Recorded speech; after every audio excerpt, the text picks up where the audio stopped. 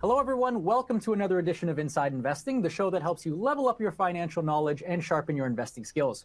I'm your host, Rob Moise, and if there's one thing that's a perpetual thorn in the side of retirees everywhere, it's income tax. Okay, it can whittle down a nest egg in a hurry and potentially endanger your retirement if you aren't careful.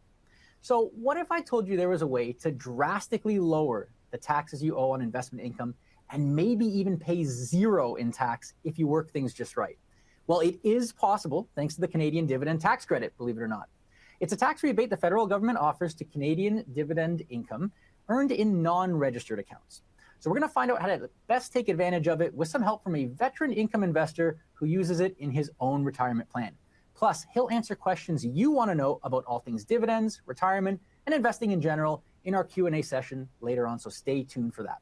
So let's bring our guest speaker in now. Joining us is Henry Mah, founder of the blog Your Ever-Growing Income. He's also the author of several books on income investing and regularly blogs about his investing journey. Henry, it is always a pleasure to have you back on the show. Thanks for taking the time.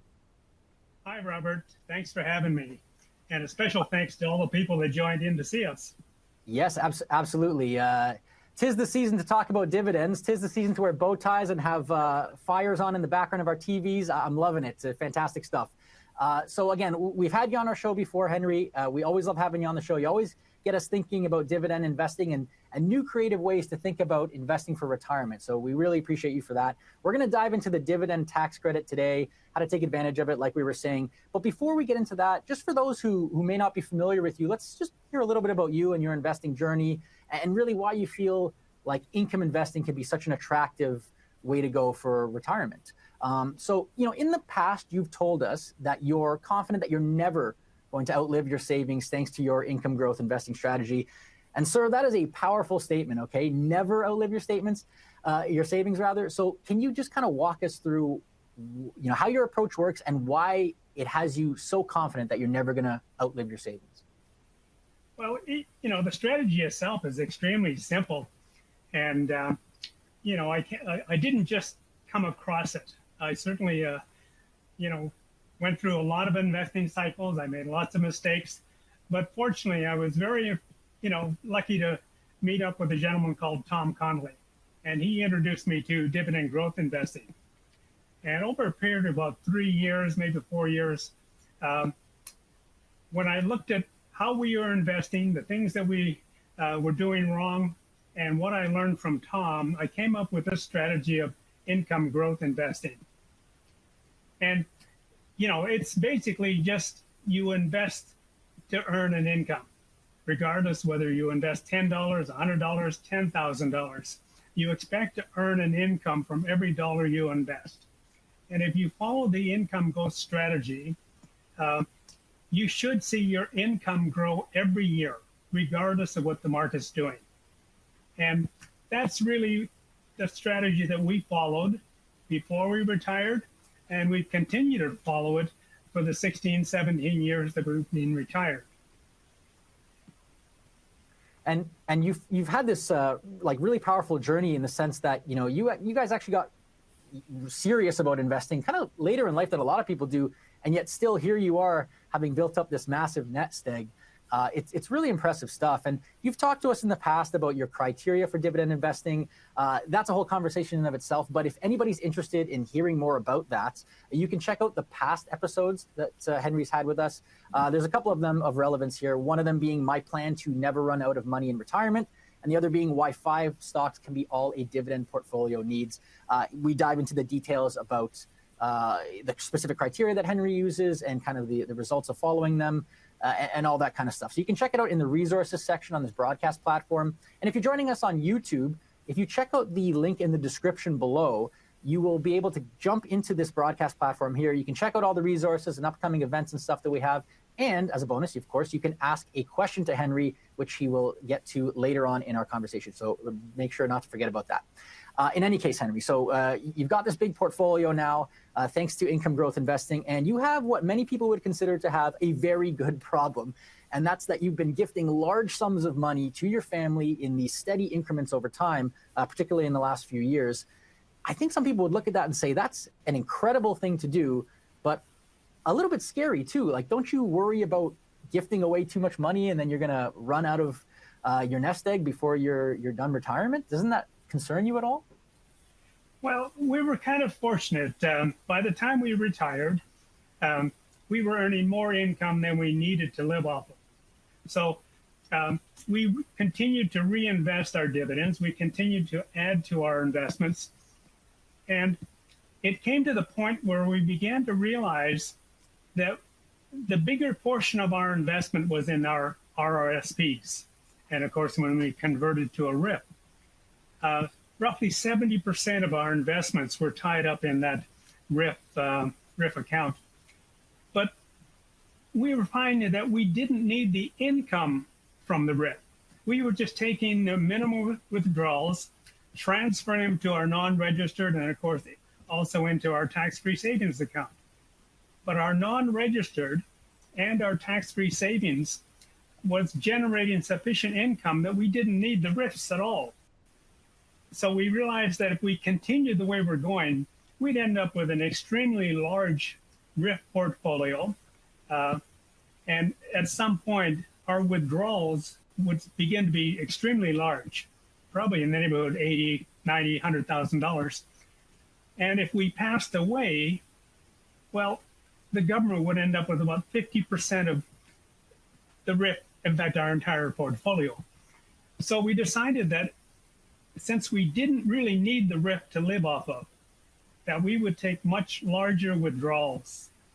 And the idea was that we would take out between $200,000 and $250,000, pay the taxes, transfer funds to the tax-free savings account, but then the balance of the cash we would distribute to our relatives, our kids and grandkids. And we've been doing that now for the past 5 years. I see you have a chart up there. This is the income chart. This is our total income from our portfolio.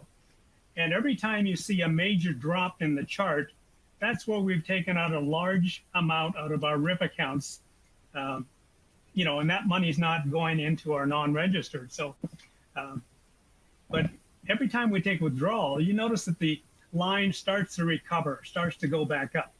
When it drops again, we've taken another withdrawal. But the amazing point is that the recovery, the income recovery, actually, every time we take a drop, it recovers. But more importantly, it actually goes higher than it did before. And you can see the peaks on the chart where we're now earning more income than we did 5 years ago. So, when you asked about not being worried about running out of money or depleting our funds too quickly, well, our income stream is basically recovering that lost income and taking us to new highs. So no, we're not worried about outliving our finances. I guess you could say in the holiday spirit, your portfolio here is like the gift that keeps on giving. But I'm curious, like, why is it that you've seen such consistent recoveries over that time? Like, in a nutshell, can you explain like why that happens?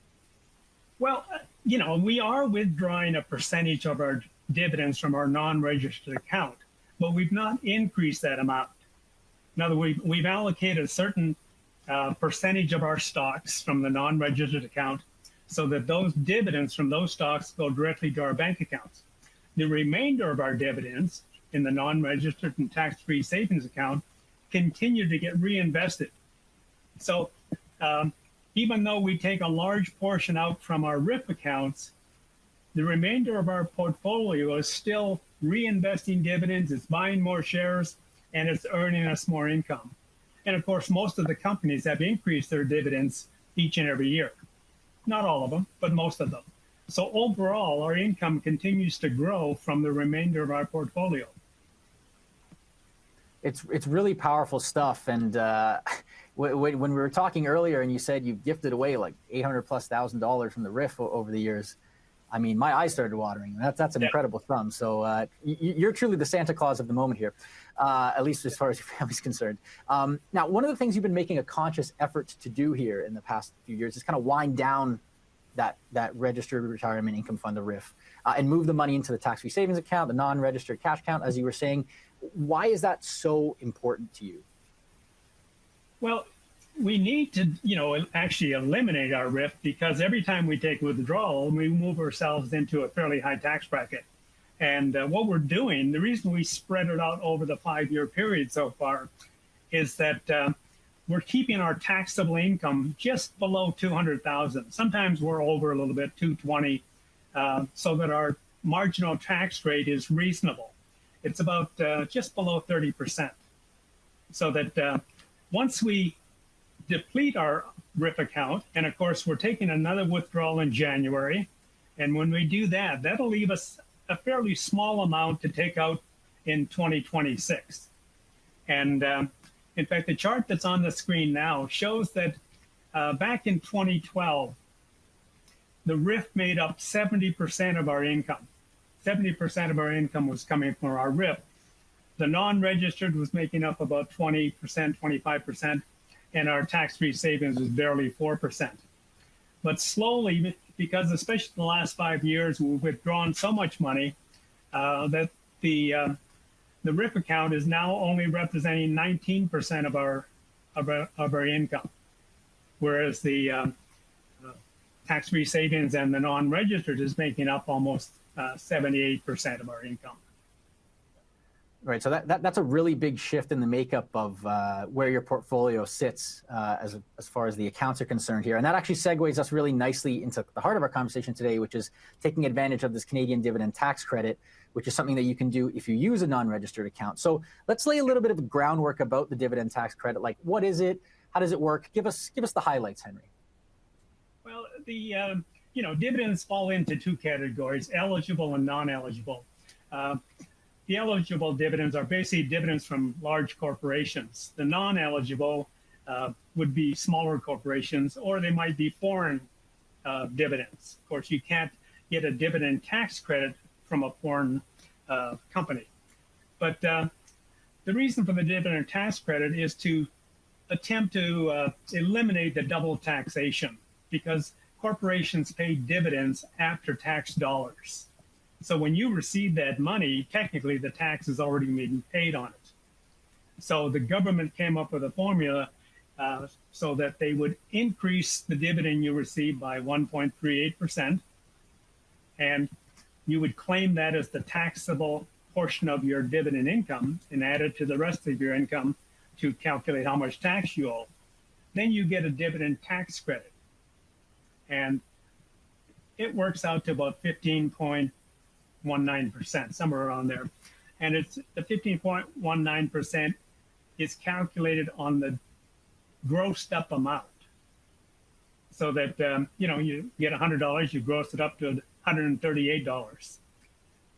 Then you multiply the 138 by 15.019% to get your dividend tax credit. And that theoretically eliminates the double taxation. But the problem we have in Canada, at least I guess it's not a problem, it's the way it's set up, is that we're on a progressive tax system, so that the more income you earn, as soon as you earn up to a certain level, then you move up to a different tax bracket. Everything up to that point is taxed as it was before, but the new income is taxed at the higher rate. And the problem is that your dividends then fall under that total income, and it gets taxed at a slightly or a slight rate. So instead of being eliminating the tax or eliminating double taxation, you do in fact get taxed on a portion of your dividends when you're earning a higher income. Mm-hmm. Yeah, and we'll get into a little bit of the tax bracketology, if you will, of this. But the takeaway here that I'm hearing is that you're getting a tax break essentially on Canadian dividend income, and that can be really powerful for retirees who obviously are living off of their dividend income, at least in part, if not fully in some cases. So how would you say then that you can utilize the dividend tax credit to pay a lot less in tax than you otherwise could have with other sources of income? You have another fantastic chart for us here. I'm a chart geek, so I love this stuff. I hope our audience likes it too. Maybe you could walk us through this chart that you have here, that shows us, a company pension and CPP and OAS as your income sources versus some combination of dividend income and CPP and OAS. Walk us through this and explain to us why the dividend tax credit can be so powerful here. Okay. The assumption is that you're earning CPP and OAS at $20,150. And if you added to that $30,000 of other income, and that could be a withdrawal from your RRSP, it could be rental income, it could be interest income, anything except dividends, so that your gross income is $50,150. When you calculate the tax on that, and I calculated it using the Alberta tax table, you would pay $6,155, and that would be at a 12.27% tax rate. All right, so 12.27 on the 50,000. Now, if you earn the same amount for CPP and OAS, 20,150, but instead of other income, you had 30,000 from dividend income.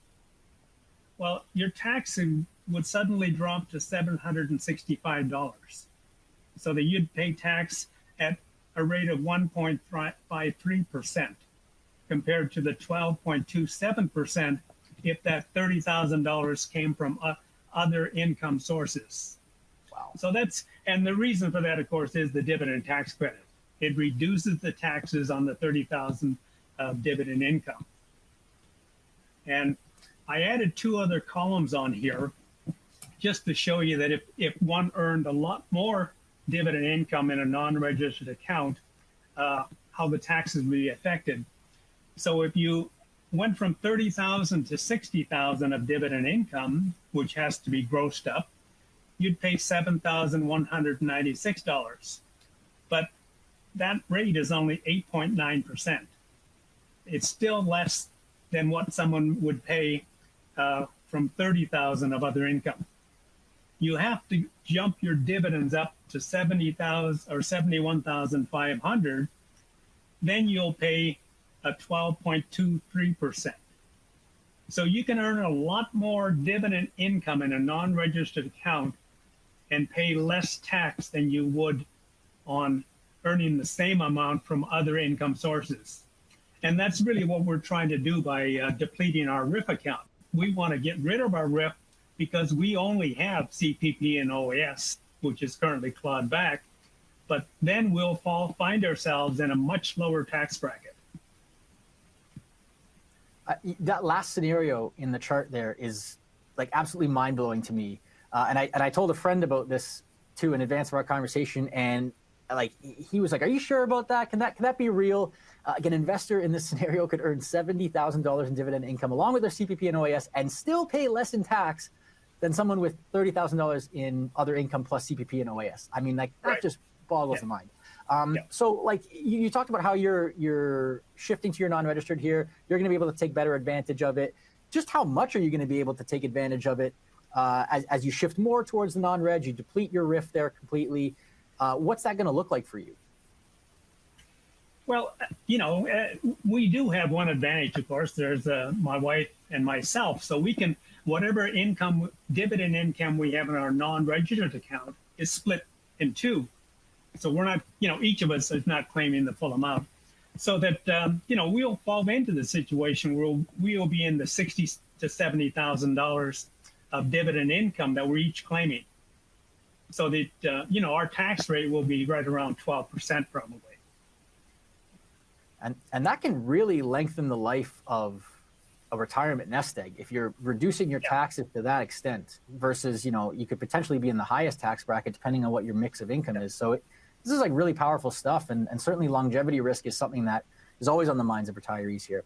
Now, like as I sort of alluded to in the intro here, the really exciting aspect of the dividend tax credit, and we saw it in your chart here too, is that if you finagle things just right here, you can basically orchestrate a situation where you're paying essentially no or extremely little income tax in these certain circumstances. And I can sense people in the audience just like salivating here as if it was like Christmas turkey dinner kind of at this prospect, right? So what is the magic number that somebody would need to have to pay essentially zero tax on the dividend income?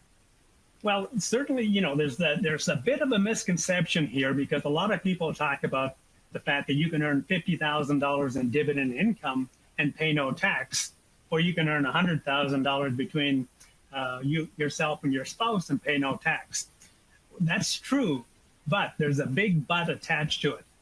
And the difficulty is that you can't earn any other income. And I see that you've got a chart on there again. And the first column shows you that if you earn $25,000, $395 from pension and RRIF or RRSP withdrawals or interest income, you won't pay any tax on that amount, at least in Alberta. It'll vary slightly with other provinces. But if you add to that amount, you can add $11,865 in dividend income from a non-registered account, and you'll still pay no taxes. So it's not like we can add $50,000 to other income to pay no tax. The only way you can pay no tax on dividends and earn at least $50,000 if you don't have any other income. No CPP, no interest, no RRIF withdrawals, no RRSP withdrawals, no rental income, right? It just has to be dividend income only. And the last column shows that for Alberta, you can earn almost $58,000 and pay no income tax at all. In fact, I just received an email from someone in British Columbia who says you can even earn more income in BC and pay no tax on the dividends. But again, if as soon as you have other income, then you will begin to have to pay taxes on a portion of the dividend income. Right, and certainly most Canadians, the experience of most Canadians will be that they very likely will have some other source of income here. Yeah. But I mean, even if we look at the middle column of this chart where we have some pension and we have some dividends, $11,000, $12,000, whatever it may be in dividend income per year is probably a lot more achievable in a lot of senses than $58,000 in dividend income for most people. And yet you can still get that effect of paying zero tax, which again is like incredibly powerful. Particularly too, if you have both spouses doing this in some cases, you've got over $100,000 of dividend income and other income, I should say, that's like tax free. That can go a long way and support a pretty comfortable retirement for a lot of people. Yeah. So we're talking, you mentioned obviously this no tax scenario. It's there's an asterisk of sorts around it. How much should somebody even like aspire to sort of reach this kind of state? Like, it sounds really good on paper, but like, how realistic is it? Is it something that somebody could relatively easily orchestrate, or is it more of like an academic exercise in some cases? No, I think it's very achievable. Especially I guess in today's environment, because we're now in a situation where trading costs, commissions have gone down to in some cases zero. People can buy fractional shares, which means they don't have to invest large amounts of money to start earning an income. And, we have the tax-free savings account, even though it's currently at a $7,000 max. But, if an individual was able to invest $7,000 a year or $14,000 for a couple, over a period of 20 years, 25 years, they would definitely generate sufficient income to probably meet their retirement needs. Right? Yeah, the TFSA is, I feel like we keep going back to holiday puns here, but it really is the gift that keeps on giving in a lot of ways, certainly. And, when I came across this dividend tax credit and the breakdown of it, to me, the thing that jumped out is this might be really appropriate for somebody in the FIRE movement of, financial independence, retire early. Maybe they quit their job a little bit early, they live off some dividend income, they don't pay any tax, and they're not drawing from CPP OAS just yet. Maybe they can even push that off and get a larger CPP and OAS payment down the line if they can kind of bridge the gap with some dividend income that is low or no tax, like we've been talking about here. It could be a pretty compelling situation, wouldn't you say? Yeah, exactly. And I guess the question is, if you are planning to retire early, where should you take your money out of first? Well, I would suggest that if you have an RRSP, that you delay Canada Pension, CPP, as long as possible, but withdraw your RRSP dollars. Because if you don't have any other income, especially Canada Pension, old age security, or any other income source, well, that money is going to be taxable anyways, even if you deplete it before you reach 65 or 70. Well, then you could switch to your non-registered account and withdraw the dividends. And if that's the only source of income that you have, then, like I say, you could go up to the 50,000, 55,000 of dividend income as your main means of support until you want to collect CPP and OAS. Yeah, the account optimization here is a really key thing for retirees to consider. The RRSP meltdown is kind of what you're referring to there, where you're drawing down the RRSP early so that you kind of eliminate it as a source of income there that you're forced to take with the mandatory withdrawals of a RRIF. Now, we didn't do that. I wish we had. I wish we hadn't taken CPP and OAS at age 65, instead withdrew from our RRSPs. We would have been much better off. Yeah, it's at the same time, Henry, it sounds like things worked out okay for you. So I think we're kind of just being a little bit. Let's not be greedy this holiday season, I guess we could say. Okay, that's the last holiday pun I'm going to use, by the way. Okay. We often hear that capital gains is sort of the most efficient form of investment tax. So I'm curious to kind of put the dividend tax credit and dividend income up against capital gains and see like how it shakes out. So again, you've got another fantastic set of charts here for us. This one, if we're earning $60,000 in capital gains versus $60,000 in dividends, walk us through this scenario. What does it look like for us? Yeah, again, I just put a basic amount in for a single person earning Canada Pension and Old Age Security of $20,150. And if one sold shares from a non-registered account of $60,000, sorry, they had capital gains of $60,000, then half of that would be taxable income. So the first column shows that they end up with $80,150 of gross income. They pay $6,155 in taxes, and the tax rate is 7.68%, which is pretty reasonable. It's quite low. If we look at the dividends, so that instead of capital gains, one has to withdraw $60,000 of dividends from their non-registered account to arrive at the same gross income, and they'll pay $7,196, which is about 1.5% higher income tax than with capital gains. So yes, you do have a savings with capital gains, but there's a catch. With capital gains, you're relying on the market value.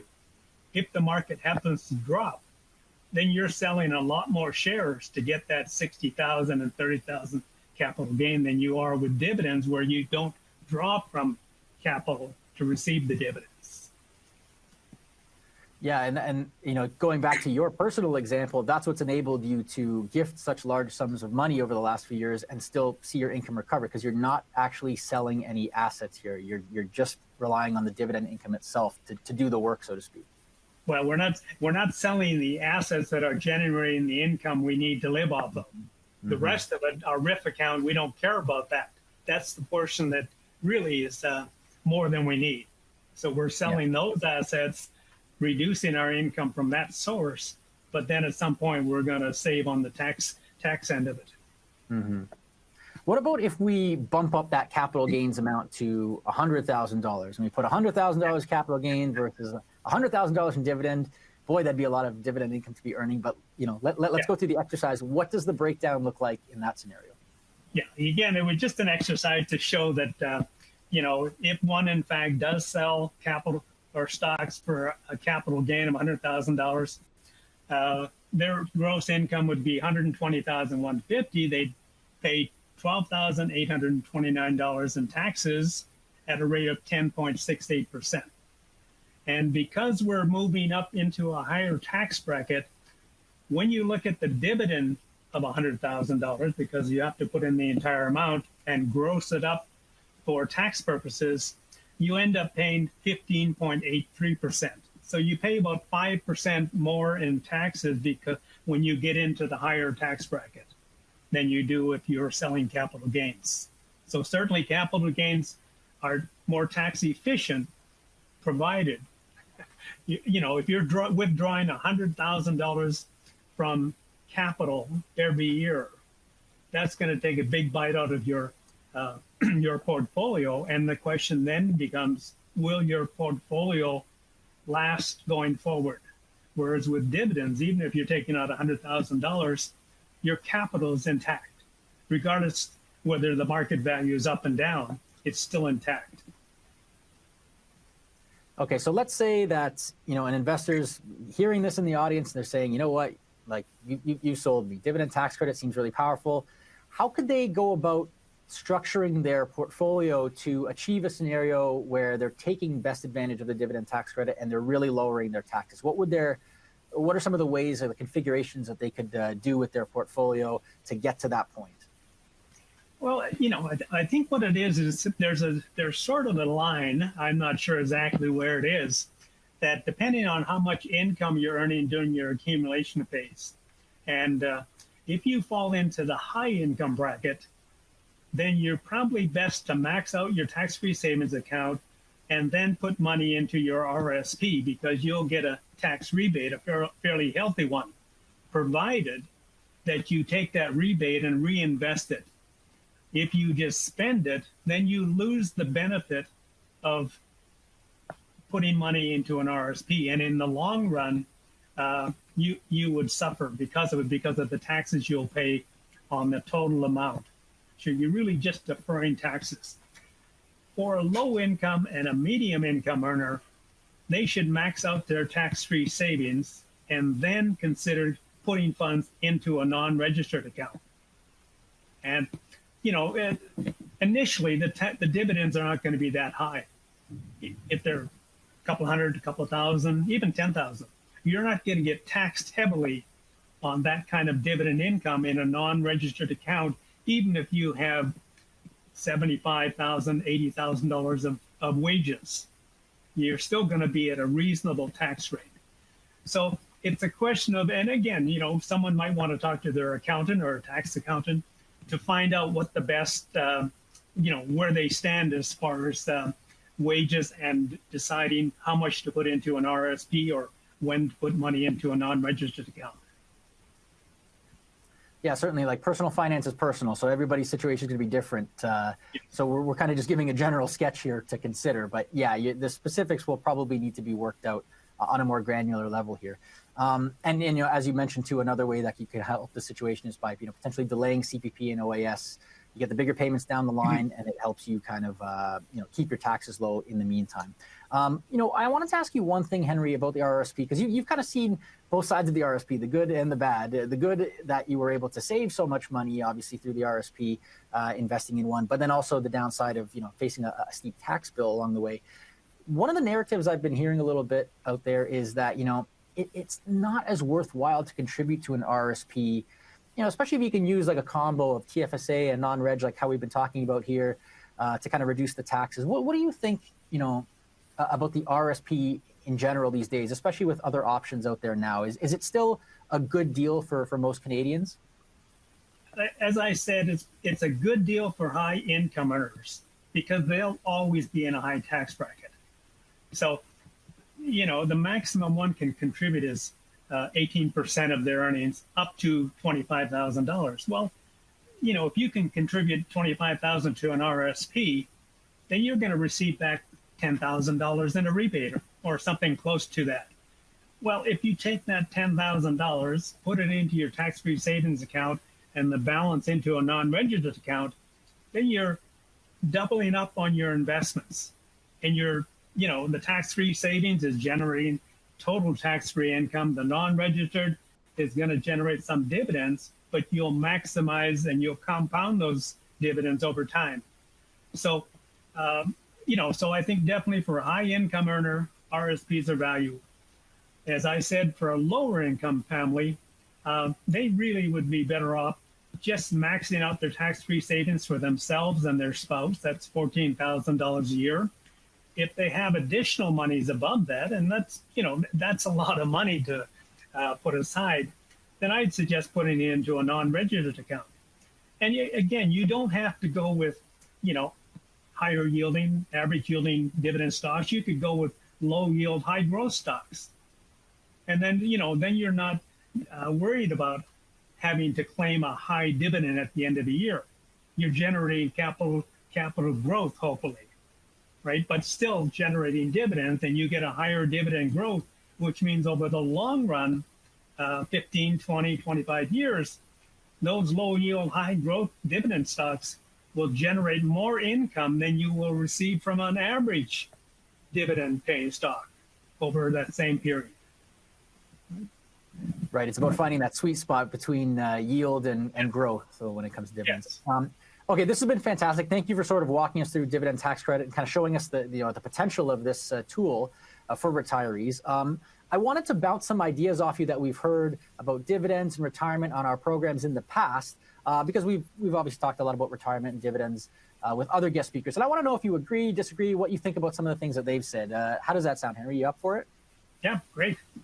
All right, let's do it. Our first idea comes from Kanwal Sarai from Simply Investing, and he has what he calls a life hack of sorts when researching dividend stocks, and that's to only bother looking further into ones with a current dividend yield that's higher than the 20-year average. So let's hear his rationale for that. If that's true, then what you're looking at is a company that is priced low or undervalued. Instead of spending time going through all of the 12 rules that we talked about today, check the current dividend compared to the average 20-year. If the stock is not undervalued, okay, then skip the rest of the rules and move on to something else. So what do you think about this idea, Henry, that you can basically kind of like cut to the chase if you're just kind of focusing on, the 20-year average yield and where a stock is relative to that right now? Do you think that's a good shortcut? Yeah, in fact, we recommend the same thing, except we call it a yield difference. And we also apply it differently, because with the income growth strategy, the idea is for you to develop a portfolio of 15 or 20 stocks that you really like, and these are the ones that you'll invest in. So if you have money to invest, then what you want to do is calculate the yield difference, and that's the difference between the current yield of a stock and its long-term average. Now, of course, we use a 10-year dividend average. It doesn't matter if as long as you're consistent on the long-term average that you develop. Could be 15 years, 20 years, whatever, okay? So you compare the long-term average to the current yield, and you end up with a yield difference. Now, I break it down to a little more detail. In other words, you can have undervalued, and that's when the yield difference is 2% or greater. You could have average yield when it's 0 to 1%, and then you could have expensive if it's a negative amount, right? But you don't want to just automatically pick undervalued stocks, because undervalued means that the stock is either in financial trouble or for whatever reason the economy or economic factors have depressed that particular sector. So you have to look at it and decide, is there a good reason why this stock is undervalued by so much? And if you still believe that the company is sound, that they won't be affected by whatever factors they're in, or if they can handle the debt that they're holding, then yes, definitely buy them at undervalued. Otherwise, pick the stocks with a lower yield difference. And then you'll be more conservative, and you'll likely not run into a situation where you're going to get a dividend cut. Yeah, certainly we can't boil the entirety of savvy dividend investing down to one metric, unfortunately. No. Maybe some quants out there will figure it out eventually, but for now, not the case. And certainly that can just be a jumping off point for further research, and doing your due diligence there, of course, is really important. Okay, our next idea comes from financial planner Jason Heath from Objective Financial Partners. And he shared his take on how investors might want to allocate different types of Canadian dividend stocks to the various types of investing accounts. So let's hear what he has to say. I think it can make sense in some cases as well to shift things towards lower yielding, higher growth stocks in a non-registered account. So just to give you an example, if you had a choice between, or if you were planning, for example, to buy a bank stock and a tech stock, a bank stock is typically going to pay a higher dividend. In Canada, tech stock is typically going to pay a lower dividend, may not pay any dividend.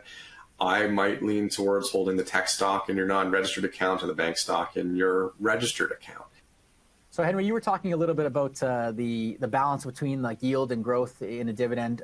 What do you think about this strategy of sort of prioritizing the lower yield, higher growth dividend stocks in non-registered accounts and the higher yield, lower growth ones in registered accounts? Does that make sense to you? Yeah, it certainly makes sense. But again, the strategy I recommend is that you develop your stock selection first. In other words, you'll have 15, 20 stocks, maybe even 25, but not like 20, which would include low yield, high growth stocks, right? And it would include some average yield stocks. And so that when you have money to invest in a certain account, you want to decide which sector, which stock you want to invest the money in.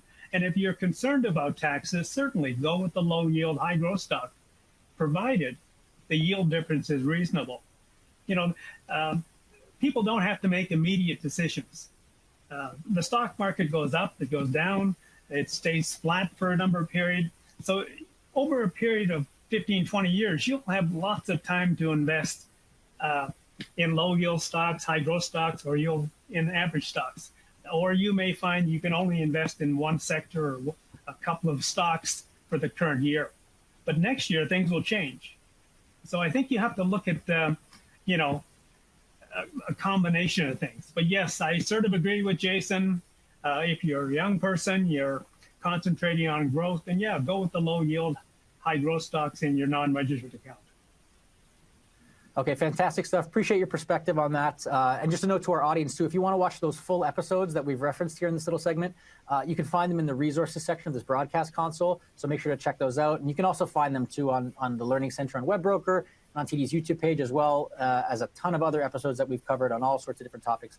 Make sure to check them out there. And yeah, Henry, thanks for your perspective here. We're going to leave the interview portion of our conversation there, Henry, but we're not done yet. We want to hear what the audience wants to know more about. So are you ready to open the floor and hear what they want to know more about?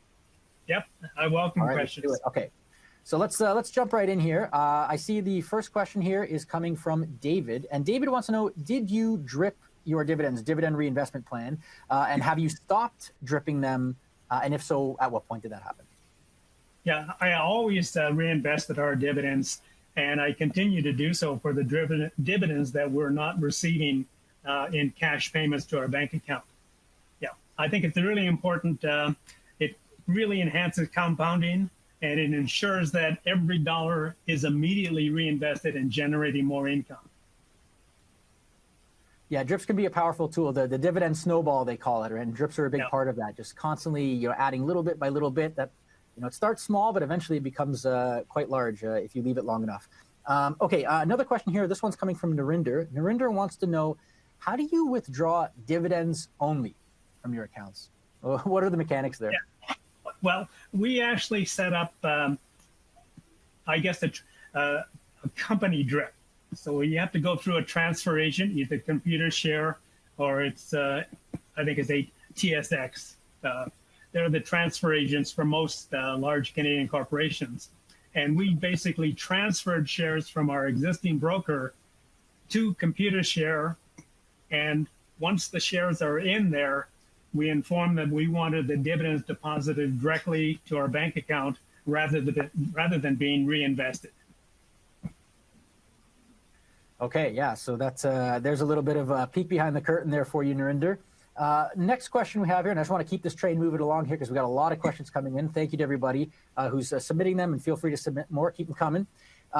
This one's coming from Sharon, and Sharon wants to know, did you stop dividend reinvestment at some point prior to withdrawing income or retirement? And, if you did that early, how did you stop the drip? How early did you do that? We kind of touched on that earlier, but maybe you could just expand on that. It seems like we want to know more about that. Yeah, a lot of people, believe that they prefer to have the dividends go into the broker's account and they'll decide what to buy and when to buy.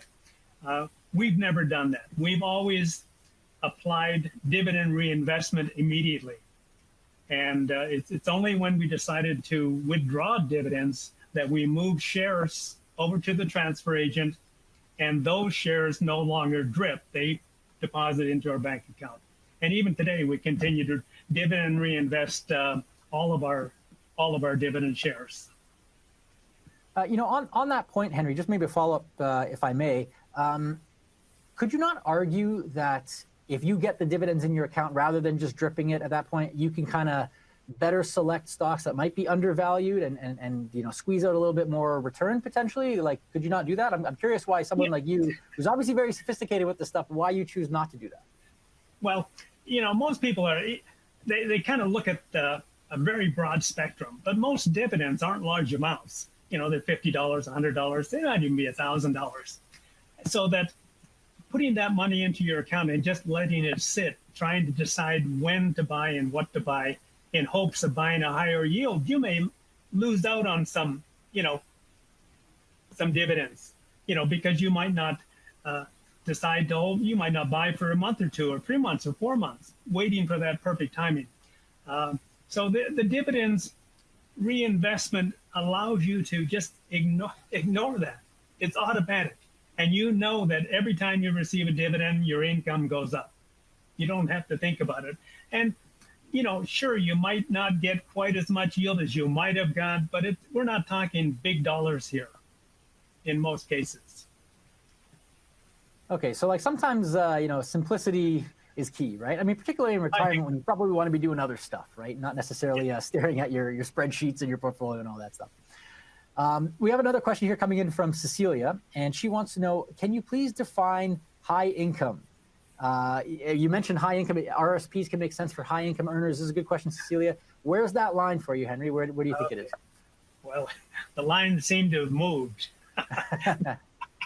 It used to be 7%, and that's what I used to say, is that any stock that pays a dividend above 7%, one should avoid.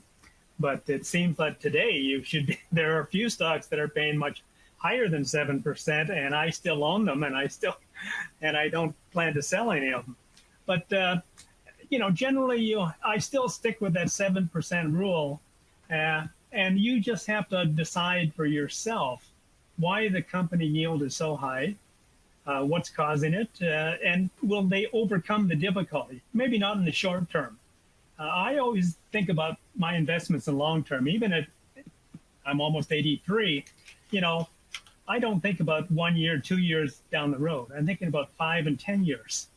And if the companies that I own, if I believe they're still going to be quality companies 5 and 10 years down the road, well, I'm very hesitant to drop the company just because they've got a high yield. All right. So you're talking about like a high yield income with stocks. So like, thanks for clarifying that.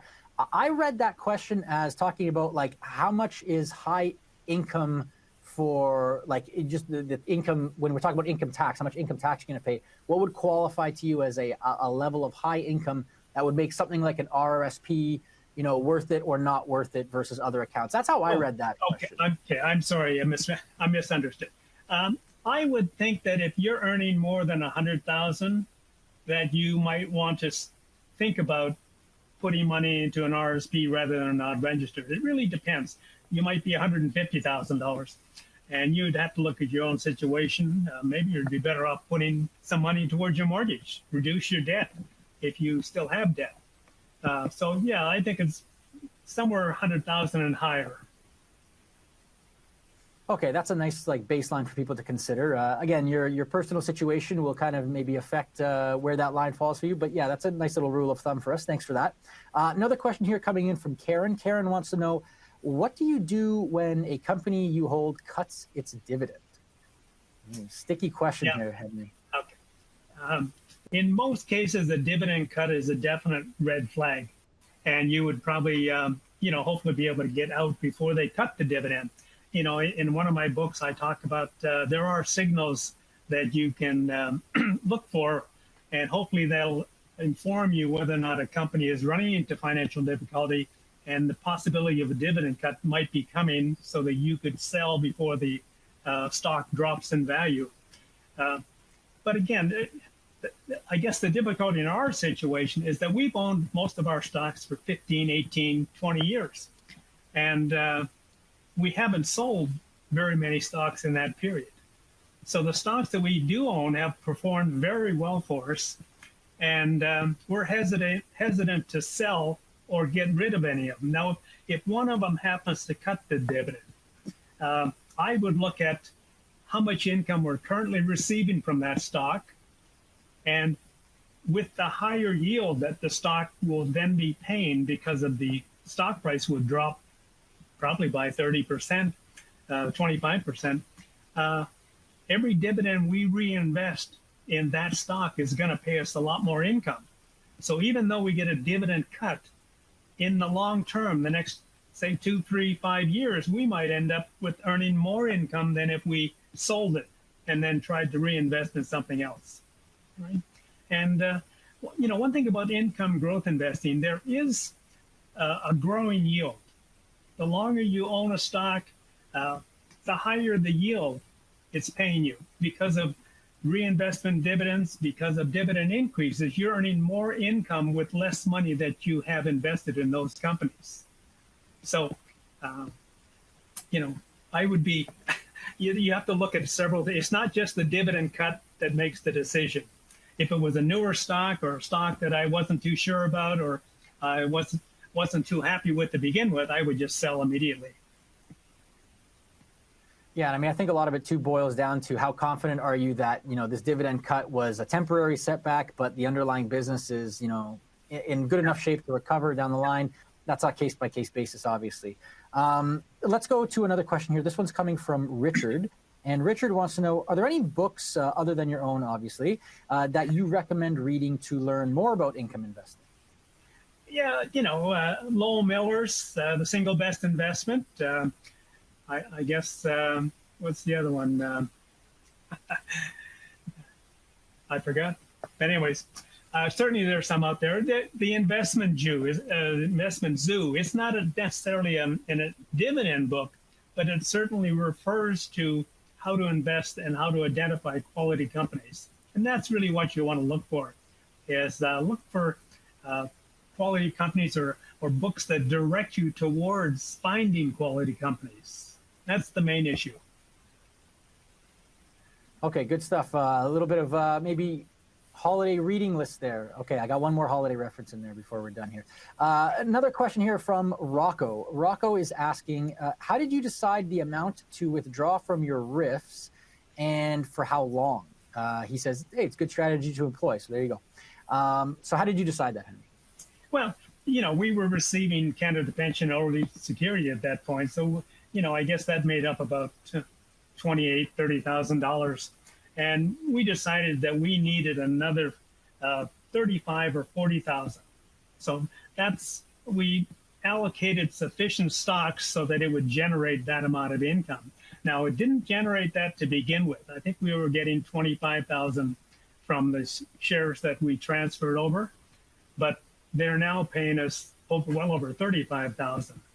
And, we didn't have to live off dividends and Canada Pension. We still had reserve money, emergency funds. So whenever we felt we needed some extra money, we would draw from that. And when we took a RRIF withdrawal, we would replenish that emergency fund, the cash that we took out. Yeah, emergency fund is one of the things like we consistently hear. It's really important to have in retirement. You don't want to always have to dip into your portfolio if you need cash in a pinch, right? Like it's good to have a little set aside there. Okay, one more question here, and thank you to everybody who submitted a question. Sorry we can't get to all of them. We got one last one here from Roland. Roland wants to know, what are you tracking in your spreadsheet to ensure the stocks you hold are still performing as expected? So give us a peek into the Excel spreadsheet or whatever program you're using there. Well, I think anybody who's visited my website or read my books knows that we provide, or they can download what I call a sample Canadian report. And but really, every time I record a dividend that I receive, it shows how much income we've received over and above the previous quarter. And of course, the summary page always updates the total income that we're receiving. So I don't do any real analysis other than just monitoring our individual income growth from each stock and of course the total income we receive from our entire portfolio. And I look at the amount, and I also look at the yield on investment. I want to see that that is growing as well. Those are the two key measurements that I use. Okay, so that's not particularly onerous. I know some people go hardcore with the spreadsheets here. This one doesn't sound too onerous, so that's good to know. Thank you so much for answering our audience questions and for kind of filling us in on the dividend tax credit in general here, and all the ways we can kind of structure dividend income in retirement. Really appreciate your perspective, Henry. We're going to have to leave it there, but any final thoughts you wanted to share with the viewers? Well, I think the gentleman that asked about, further reading, I think everybody should take the time to learn about investment, whether they're interested in income growth investment or maybe just growth investment or passive income investing. They should take the time to learn about it, understand what they're getting into, what the costs are going to be, what the potential will be for them, down the road.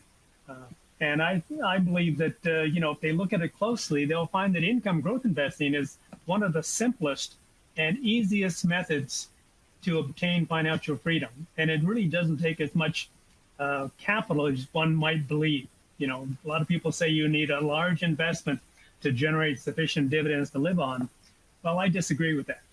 I think what you need to do is identify quality companies that will pay and grow your income, and so that income will compound to the point where you then will be able to live off your investments. Words of wisdom here. Great perspective as always. We really appreciate it, Henry. For those who want to learn more about Henry, we do have in the resources section here a link to his blog and also his Twitter/X account. If you want to kind of get more of his thoughts there, it's fantastic reading. I certainly like to take a peek every now and then. Henry, it's great stuff. Appreciate you taking the time. And like I say, you can check out some of the past episodes Henry has done with us in that resources section as well. We also run this show every single week, so check out the upcoming events that we have there as well at the bottom of your screen in the broadcast platform. And if there's something that catches your eye, make sure to register. We hope to see you again next time, of course. And one last thing, if I could be so bold as to ask you to please fill out the survey that we have. It only takes like a few minutes, maybe 3, 4, 5 minutes, and it really helps us best tailor the content so that we can get speakers who can help teach you more about what you want to know about and level up your knowledge the way that you want to do. So we would really appreciate that. Let it be the gift that you give us this holiday season. Okay, I'm officially done with the holiday references here. We're at time. Henry, thanks so much for joining us. Thank you to everybody in the audience for tuning in. We hope to see you again soon. Bye for now, everybody. Have a good evening.